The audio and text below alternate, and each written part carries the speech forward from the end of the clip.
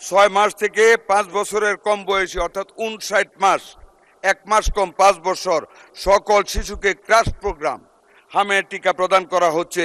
প্রথম ধাপে 12 লক্ষ শিশুকে টিকার আওতায় আনার লক্ষ্য নির্ধারণ করা হয়েছে। মাননীয় স্পিকার, অতীতের সরকারগুলির সম্পূর্ণ ভুল ব্যবস্থাপনা এবং ব্যর্থতার কারণে, সরকারগুলোর বলতে ফ্যাসিস্ট সরকার এবং জাস্ট ইমিডিয়েট পাস্ট যে গভর্নমেন্ট গিয়েছে ওদেরই মিন করতেছি। মাননীয় স্পিকার, ভুল ব্যবস্থাপনা এবং ব্যর্থতার কারণে বর্তমানে হামের প্রাদুর্ভাব বৃদ্ধি পেয়েছে।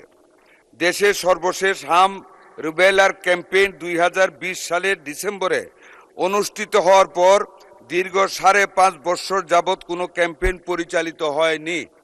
মাননীয় স্পিকার, এখানে আপনাকে জানানোর জন্য বলতে চাই, প্রতি 4 বছর পর হাম রিবেলার এই ক্যাম্পেইনটি হওয়ার কথা ছিল প্রতি 4 বছর পর পর। মাননীয় স্পিকার, সেইটা গত 5.5 বছর যাবৎ হয় নাই। ফলে নিউবর্ন বেবি এবং লেফট আউট বেবিজের সংখ্যা অনেক বৃদ্ধি পেয়েছে, যারা এখন হামে আক্রান্ত হচ্ছে। এছাড়া টিকা ক্রয়, সংগ্রহ ও সরবরাহ ব্যবস্থাপনায় পূর্ববর্তী দুটো সরকারের অদূরদর্শী সিদ্ধান্ত ও দীর্ঘসূত্রিতার ফলে টিকার মজুতে মারাত্মক সংকট তৈরি হয়।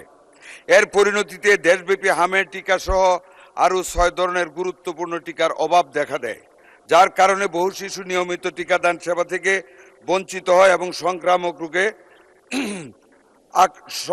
রোগে আক্রান্ত হওয়ার উচ্চ ঝুঁকিতে পড়ে, যার ফলাফলে বর্তমান সংকট তৈরি হয়েছে। মাননীয় স্পিকার,